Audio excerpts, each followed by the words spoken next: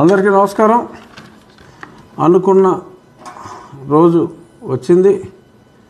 మరి ఈరోజు ఉదయం తల్లి కాంగ్రెస్లో చెల్లి కాంగ్రెస్ విలీనం అఫీషియల్గా అయిపోయింది.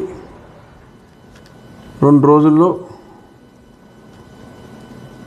షర్మిలకి అప్పచెప్పే బాధ్యతలు కూడా మరి వాళ్ళు చెప్తారని చెప్పారు. మోస్ట్లీ ప్రదేశ్ కాంగ్రెస్ అధ్యక్షురాలుగానే ఆవిడ్ని నియమిస్తారు అనేది ఇన్ఫర్మేషన్. ఈ సందర్భంగా మరి వారిని నిన్న జగన్మోహన్ రెడ్డి గారు మాట్లాడారు.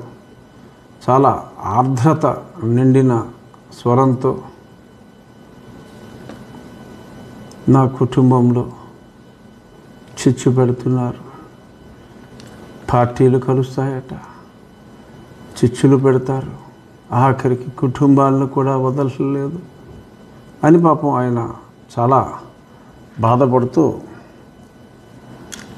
నిన్న ఈ విషయం చర్చించుకున్నాం. మరి ఈరోజు వారి పార్టీ సానుభూతి పరులతో మరి పేరు చెప్తే బాగోదు, మరి ఇంకొందరు అత్యంత సానుభూతి పరులలో ఒకరైన కొందరు మహిళలతో కూడా మరి చాలా చీప్గా వల్గర్గా మాట్లాడించడం మరి జరిగింది. మరి వారంతటి వారే మాట్లాడారా, వీరు మాట్లాడించారా అన్నది పక్కన పెడితే, ఈ సందర్భంగా నాకు ఒక చిన్న కామెడీ కథ గుర్తుకొచ్చింది.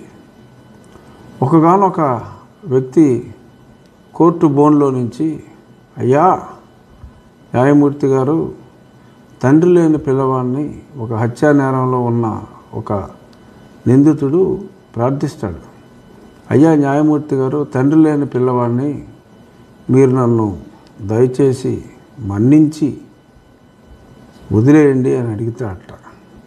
ఇంతకీ ఏంటిరా అంటే, మరి ఆ తండ్రినే అతను హత్య చేశాడు.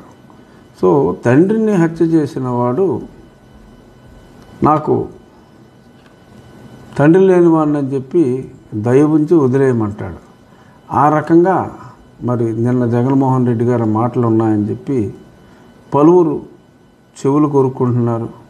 మరి ఈరోజు ఉదయం ఈనాడులో కార్టూన్ చూసాం.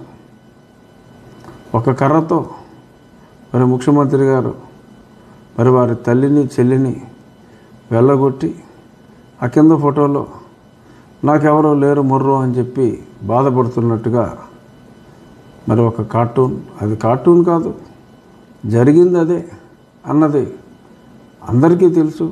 అయినప్పటికీ కూడా తన బాధని ప్రజల బాధగా మరి ఆయన అభివర్ణించి మరి ప్రజల సానుభూతి కోసం ట్రై చేస్తున్నారు.